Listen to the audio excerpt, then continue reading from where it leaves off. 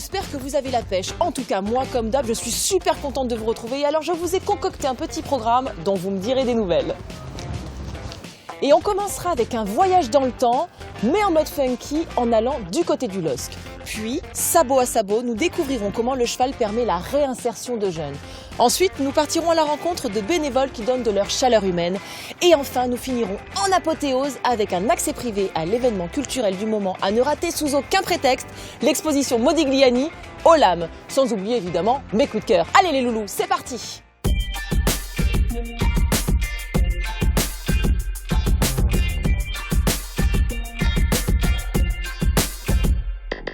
25 ans après la chute du mur de Berlin, eh bien, la lutte pour la liberté d'expression est toujours d'actualité. Et c'est dans ce cadre qu'a eu lieu l'année dernière une superbe exposition sur le parvis de la gare de l'Est, où des stars du street art ont peint des pans vierges du mur de Berlin sous la houlette de Sylvestre Verger.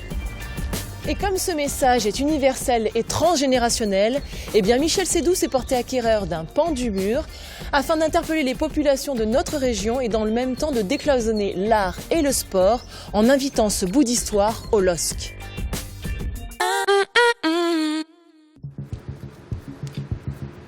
Ce matin-là, au domaine de Luchin, on décharge une livraison un peu particulière.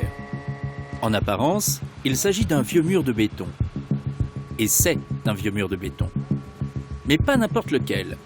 Celui-ci arrive directement de Berlin pour préparer l'exposition Art et Liberté qui s'installera au LOSC du 24 mars au 29 mai. Une trentaine d'artistes de street art vont s'emparer du plus célèbre vestige de la guerre froide et ça se passe dans un club de foot. Cette exposition est basée sur le mur de Berlin, des fragments du mur de Berlin. Et de fil en aiguille, on a eu l'occasion de trouver un fragment complet, original du mur de Berlin, qui est arrivé il y a quelques jours à Luchin. Et aujourd'hui, deux grands artistes sont en train de faire du street art, de l'art de la rue. C215 et Thierry Noir sont deux graffeurs invités par le LOSC pour travailler sur l'un des derniers morceaux complets du mur de Berlin. Une occasion rare, quand on sait que la quasi-totalité des 45 km du mur original a été broyée et transformée en autoroute dès 1989. Quelques segments sont restés dans celui-là, qui symbolise maintenant la liberté retrouvée en Europe, parce qu'on peut peindre maintenant le mur des deux côtés. C'est-à-dire le côté ouest, celui-là derrière moi, et le côté est qui est derrière le mur.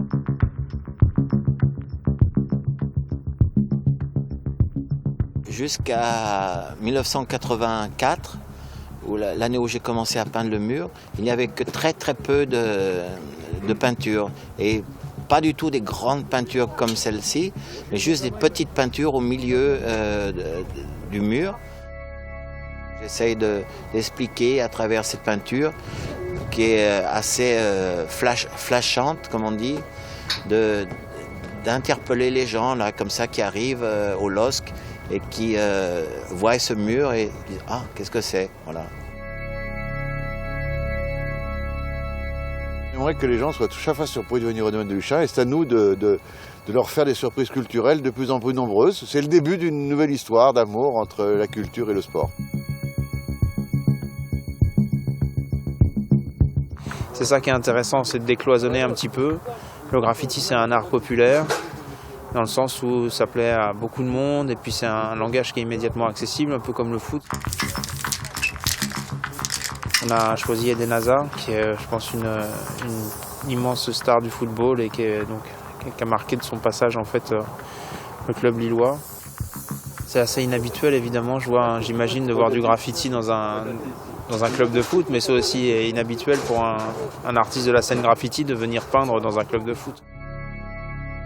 Les œuvres de 30 autres artistes de street art seront exposées au domaine de Luchin à partir du 24 mars et pendant près de 2 mois. Elles seront accessibles à toutes les écoles, aux universités et aux entreprises de la région.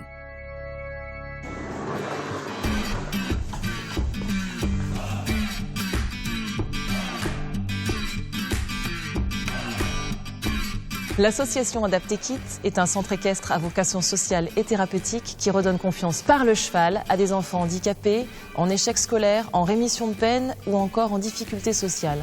Et vous allez voir que même quand on croit qu'il n'y a plus d'espoir, qu'il n'y a plus d'issue, eh bien l'association fait des miracles.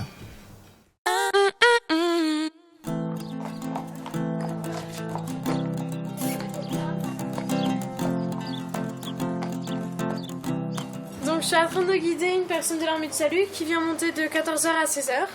Je vais vous montrer comment on fait et vous essayerez après voir si vous avez compris bien la clé. Donc vous passez votre longe dans la boucle. Surtout, il faut attacher tous les chevaux courts. Vous faites une boucle, vous la rentrez, vous avez juste à tirer. Ouais. Ça va aller? Je vous laisse essayer. Marina, qui enseigne l'équitation à des personnes en difficulté, a elle-même traversé des moments difficiles. Et si elle a rejoint ce centre équestre, c'est parce que son comportement violent l'avait menée au bord de l'exclusion scolaire. Il y a un an, j'aurais jamais cru aider les personnes, j'aurais jamais cru être chez moi ici, puisque je me disais qu'en fait, moi c'était juste les chevaux en fait qui m'intéressaient ici et pas le reste, donc je mettais un peu de côté le reste. Et c'est juste avec le temps en fait que j'ai compris les choses, sinon avant, jamais j'aurais dit ici c'est ma deuxième maison ou toutes les choses comme ça. La deuxième maison de Marina, ce sont les écuries de la Blanche, à Bailleul. Ici, une équipe d'éducateurs accueille des handicapés et des ados en rupture pour les remettre en selle. Pour accomplir cette mission, il compte beaucoup sur le caractère du cheval. C'est un animal sur lequel il faut être très calme, très doux. Donc c'est un animal qui nous aide à rester posé, tranquille et tout ça. Donc c'est une aide pour nous qui avons du mal à se canaliser sur notre comportement et tout ça. C'est vraiment quelque chose qui nous apporte beaucoup. Donc maintenant, vous allez lui faire ses soins. Je vais vous donner les brosses qu'il faut utiliser. Quand on la voit s'épanouir, donner des conseils avec des personnes qui sont elles-mêmes aussi en difficulté, quand on voit les débuts de son accueil où elle voulait parler à personne, elle a été repliée sur elle-même, à partir de ce moment-là, on peut voir une vraie satisfaction et on s'aperçoit que son projet au sein d'Adaptekit fonctionne. Ados violents, déficients visuels ou intellectuels et même handicapés moteurs. Ici, tout le monde peut monter à cheval et tout le monde s'entraide. Une manière de prendre du recul en réalisant que chacun a ses propres soucis. Donc je me suis dit que si je pouvais aider des personnes qui n'avaient pas la chance de faire ce que nous on fait, ce serait mieux que de rien faire et de laisser des gens comme ça de côté et jamais les calculer, puisque c'est souvent des personnes qu'on essaye d'éviter.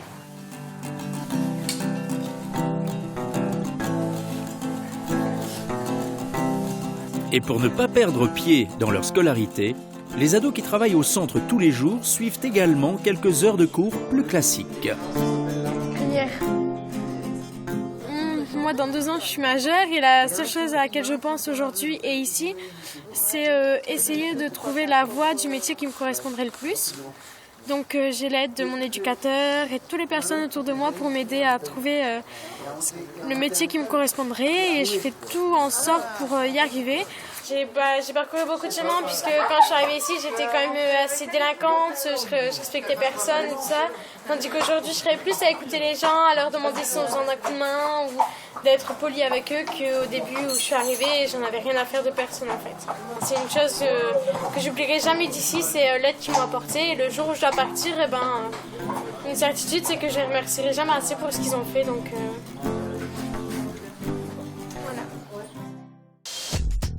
Eh bien, à présent, nous voici à Bailleul, à l'association Adaptekit, et c'est la fondatrice Véronique Sulfour qui nous reçoit. Bonjour Véronique. Bonjour Amanda. Ça va bien? Très bien. Merci de nous accueillir. Alors moi, Véronique, la première question que j'ai envie de vous poser, c'est comment on devient la fondatrice d'une association comme Adaptekit? Qui êtes-vous? Alors, je suis d'abord éducatrice depuis plus de 30 ans. Passionnée d'équitation et j'ai toujours voulu allier cette passion du cheval à mon métier d'éducatrice et pouvoir faire profiter à des enfants en grande fragilité cette expérience de relation avec le cheval. Jusqu'au jour où j'ai eu l'idée, avec, alors pas toute seule, un groupe de copains, éducateurs, enseignants d'équitation, de créer une structure complètement dédiée à ces personnes fragilisées. Et alors ça a commencé comment? Un jour, familialement, j'ai un peu embarqué tout le monde dans cette aventure. Et en 99, on a acheté une ferme, qui était une toute petite pension de chevaux. Et en se disant, voilà, on va créer un centre équestre à vocation sociale et thérapeutique. On a commencé en 99 avec 2 petits poneys, un cheval et un groupe de personnes en situation de handicap.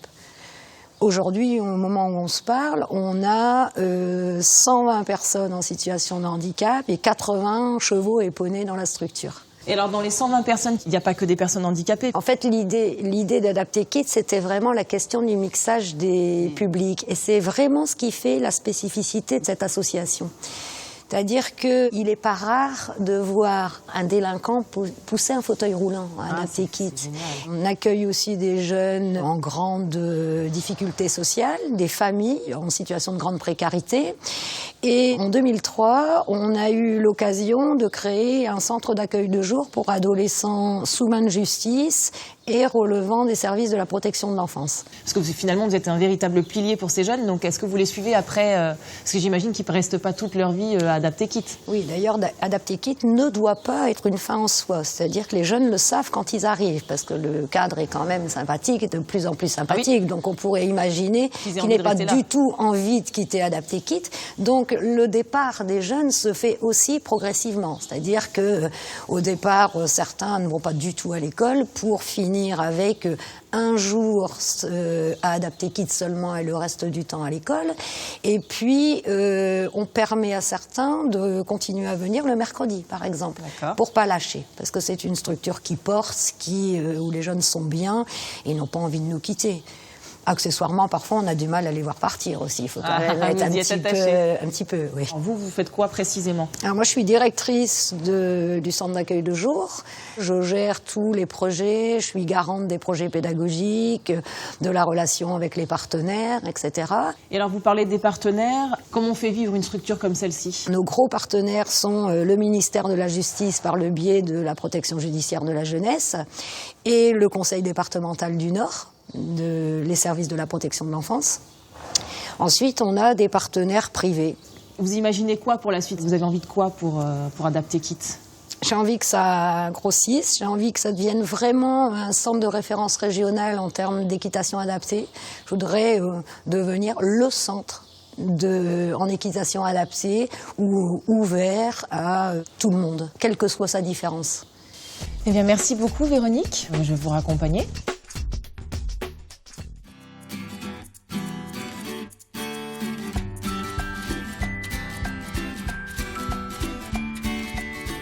La solitude peut tous nous toucher, quel que soit l'âge, le milieu social ou encore l'origine. Et c'est pour cela que les 200 bénévoles de l'association T'as un ami, chaque jour se battent pour donner du réconfort et de la chaleur humaine à des personnes âgées, des handicapés ou encore des personnes en difficulté sociale. Regardez.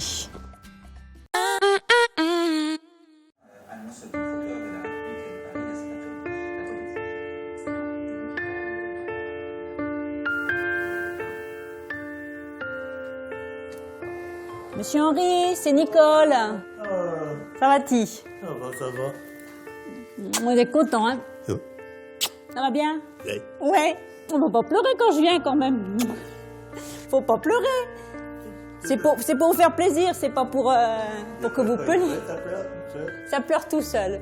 Vous êtes très émotif. Monsieur Henri vit en maison de retraite et depuis 1 an, il rencontre Nicole toutes les semaines grâce à l'association T'as un ami qui lutte contre la solitude. Je sais rester seul. Je saurais rester ici tout seul, jour et nuit. Ça me fait rien. Mais c'est plus fort que moi. Il faut que je parle. Et que je trouve quelqu'un. Ça me fait du bien. Et Nicole, tout comme Monsieur Henri, apprécie ces moments qui enrichissent leur vie réciproque. Puis c'est intéressant, on apprend des choses extraordinaires, hein, vraiment.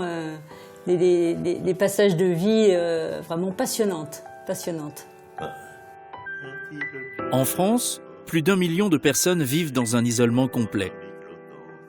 Jean-Jacques Desrosiaux a décidé de prendre ce problème à bras-le-corps en créant à Lille l'association T'as un ami qui s'adresse aux personnes âgées, mais aussi aux femmes divorcées, aux personnes handicapées et aux enfants malades.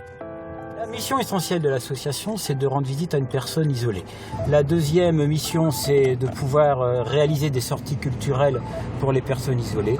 Et la troisième mission que nous réalisons essentiellement avec la Fondation de France, c'est de réaliser le rêve de toute personne isolée, rêves qui sont très variables selon les personnes. L'association marche très très bien. On a de plus en plus de personnes isolées qui rejoignent l'association et qui sont suivies par un ami bénévole. Et c'est bien ça le point le plus important, même si on est fatigué, en fin de journée on est très content. À Lille, Jean-Jacques a déjà rassemblé plus de 200 bénévoles autour de cette cause, mais il doit en permanence former les nouvelles recrues. Car renouer des liens avec ceux qui vivent dans une grande solitude, ce n'est pas si facile.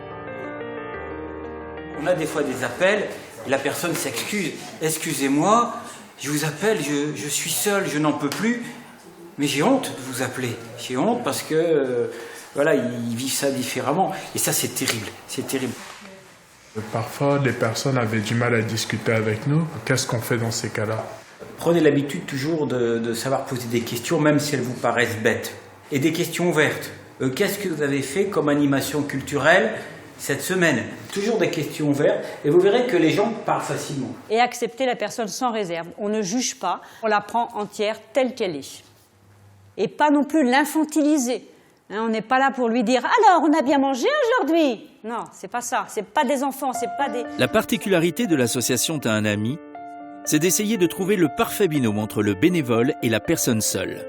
J'ai envie de me rendre utile auprès de personnes isolées et parce que moi-même j'ai traversé peut-être des moments de solitude et je trouve qu'il y a un échange à avoir. Alors c'est la première fois que je me lance dans le bénévolat, mais justement je cherchais une association qui me ressemblait un peu et je pense avoir trouvé, donc j'espère que ça portera ses fruits. Le succès de T'as un ami à Lille est tel que l'association fait des émules à travers toute la France. Alors si vous connaissez une personne seule, ou si vous avez du temps à partager, n'hésitez pas à les contacter. Ils cherchent toujours de nouveaux amis. À présent, je vous propose de rencontrer Damien Castelin, le président de la MEL, et nous nous trouvons au CCI. Bonjour Damien. Bonjour Amanda. Comment allez-vous? En pleine forme. Alors moi, la première question que j'ai envie de vous poser, c'est en fait que vous nous expliquiez quel est le rôle de la MEL par rapport au développement de la culture à Lille. La métropole européenne de Lille, c'est 85 communes et ce qui nous intéresse dans cette collectivité, c'est de s'intéresser à l'intérêt communautaire. Donc nous promouvons les équipements d'intérêt communautaire comme l'opéra, comme la condition publique, comme le LAM et nous soutenons et subventionnons aussi les grands événements d'intérêt métropolitain. Mais alors comment vous arrivez à définir quels sont les besoins, les envies de la population de la région Nord ? On s'appuie tout d'abord sur l'existant, c'est-à-dire nos équipements uniques et d'intérêt communautaire, l'opéra, le LAM, et nous les faisons vivre. Nous ramenons des événements de grande ampleur, des expositions temporaires. Donc faites-nous rêver un petit peu, quels sont les projets que vous avez là dans le futur En termes de culture, bien évidemment, Modigliani, pendant 3 mois, l'ensemble des projecteurs seront sur la métropole lilloise pour accueillir cette formidable exposition. Et on attend 150 000 visiteurs. Donc, vous voyez, c'est un événement digne de l'Eurobasket ou digne de la finale de la Coupe Davis pour les sportifs qui nous regardent aussi. Une expo remarquable qui va ensuite voyager à Helsinki, à Budapest. Et en termes d'intérêt communautaire, nous réalisons maintenant de manière récurrente un grand concert de l'Orchestre national de Lille au Grand Stade Pierre-Mauroy, plus de 20 000 personnes venir écouter de la musique classique et avec une volonté de la métropole européenne de Lille de l'accessible à tous, c'est-à-dire avec des places à 10 €. D'accord. Et comment ça se met en place un tel projet là, qui met ça en place ? Alors, au niveau de la métropole européenne de Lille, c'est une équipe d'environ une dizaine de personnes, mais nous nous appuyons bien évidemment sur les structures, nos partenaires, et on ne réussit pas non plus sans des mécènes et sans des partenaires privés.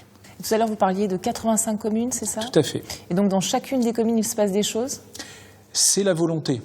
La particularité de la métropole européenne de Lille et ses 85 communes, c'est qu'il y a près de 50 communes rurales de moins de 3500 habitants, donc qui n'ont pas des équipements structurants.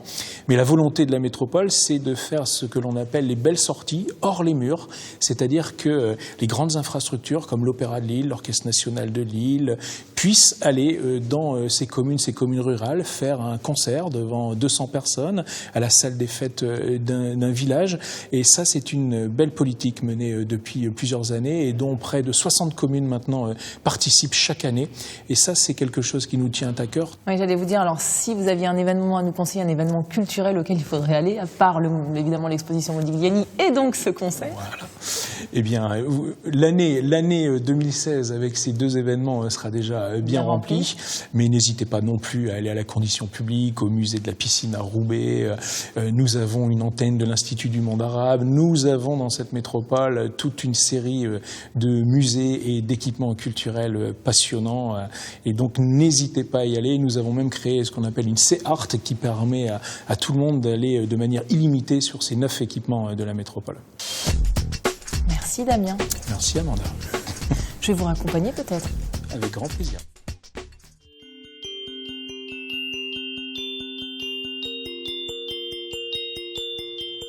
Ça y est, on y est enfin. Je vous en ai beaucoup parlé dans les précédents numéros. Eh bien, l'exposition, la plus grande collection française de Modigliani, sort enfin de sa réserve pour s'exposer au grand jour. En effet, elle a ouvert ses portes le 27 février et durera 3 mois. Une grande première pour la capitale lilloise. Et vous pourrez y découvrir plus d'une centaine d'œuvres de cet artiste maudit, peintures, dessins, sculptures qui susciteront votre fascination. Des expositions d'envergure internationale, il y en a en France moins d'une dizaine par an. Et cette année, nous avons la chance d'en accueillir une à Villeneuve-d'Ascq. À quelques heures de l'ouverture, c'est Marie-Amélie Senot, une des commissaires de l'exposition, qui nous en donne un avant-goût. Alors je suis très heureuse de vous accueillir au LAM pour cette exposition Amedeo Modigliani, l'œil intérieur. Une exposition Modigliani, ça ne s'organise pas en claquant des doigts, ça fait 3 ans qu'on travaille dessus. Et pourquoi est-ce qu'on l'a fait ici au LAM à Villeneuve-d'Ascq dans la métropole lilloise? C'est parce que la collection moderne qui a permis de créer ce musée vient de Roger Dutilleul.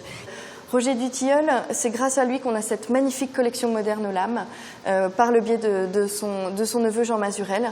Et Roger Dutilleul a découvert Modigliani en 1917 et en 1919, Modigliani fait son portrait. Il faut s'imaginer pour un collectionneur qui adore l'avant-garde, qui collectionne le cubisme, de voir arriver Modigliani chez lui alors que c'est quelqu'un de plutôt discret.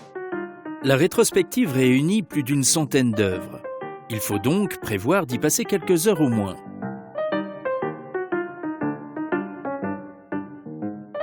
En attendant, Marie-Amélie nous fait partager ses coups de cœur. Ici, c'est une de mes sculptures préférées parce qu'elle est vraiment... on sent une sérénité dans cette œuvre. Il y a l'allongement du visage et ce qui est très étonnant, c'est ce petit sourire, ce petit rictus qui est assez rare chez Modigliani et qui vient justement des temples d'Angkor, notamment du Bayonne, où il y a ces visages qui sourient. Modigliani souffrait de tuberculose et quelques années seulement après le début de sa carrière, les poussières et l'épuisement l'obligent à abandonner la sculpture pour se consacrer uniquement à la peinture.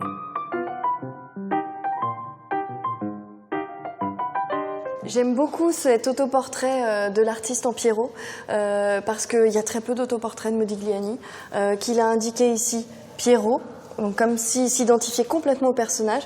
D'ailleurs, on le voit bien, il a mis une collerette, et ici la petite calotte qui peut peut-être faire penser effectivement au fait qu'il est juif. Ce qui me touche particulièrement dans ce tableau, c'est que comme c'est un cadrage très serré, j'ai l'impression que Pierrot est en train de me parler, que Modigliani est en train de me parler, en train de me dire voilà, j'ai pris un costume de saltimbanque, c'est sûr la vie, je suis en marge, elle est peut-être pas évidente ma vie, mais en même temps ce qui compte pour moi c'est la peinture. Et on le voit bien dans son visage, le traitement du rouge et du vert, il maîtrise complètement les complémentaires et il nous montre que voilà, l'art c'est toute sa vie. Et ça je trouve ça beau de le dire dans un tableau. 3 ans à travailler sur une exposition, il faut que le sujet vous plaise. Vous travaillez dans les livres, vous voyez des reproductions en 2D, tout ça, et puis au bout d'un moment vous vous dites mais est-ce que ça va vraiment tenir le mur? Est-ce que ça va marcher? Et là on ouvre les caisses et on voit les tableaux qui sortent, et là on voit cette matière, on voit ce travail des couleurs, et là on se dit il n'y a pas de problème, ça va marcher. 12 ans après la dernière rétrospective de Modigliani, le LAM espère attirer 150 000 visiteurs d'ici au 5 juin, l'équivalent de sa fréquentation annuelle. Des nordistes, bien sûr, mais également des amateurs venus du monde entier.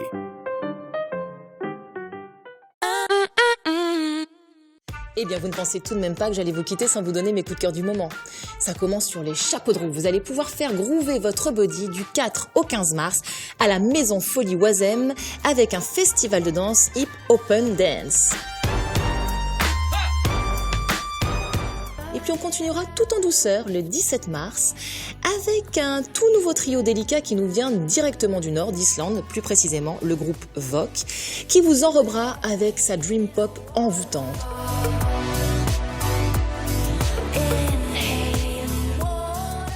12 jours plus tard, le 19 mars, à la Lune des Pirates, c'est mon chouchou Luis Aguilar qui vous offrira des comptines à souffler au creux de l'oreille d'un ou d'une bien-aimée pour voir refleurir le printemps. Le 24 mars, ça se passera du côté du Grand Mix. Et alors là, laissez-vous porter par les mélodies en apesanteur et la pop singulière de Bon Voyage Organisation. Le 29 mars, c'est un ovni musical du nom de Andy McKee qui mettra le feu à l'aéronef. Alors oui, lui, il a une manière bien à lui de vous offrir des sons avec sa guitare et franchement, non seulement c'est beau à voir, mais en plus à écouter.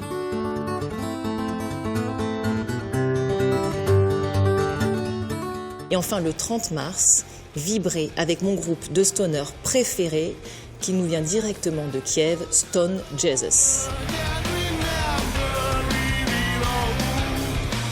Et ben voilà, l'agenda d'Amanda c'est déjà terminé. Oui, je sais, toutes les bonnes choses ont une fin, mais ne vous inquiétez pas, on se retrouve le mois prochain. En attendant, prenez bien soin de vous. Bye bye.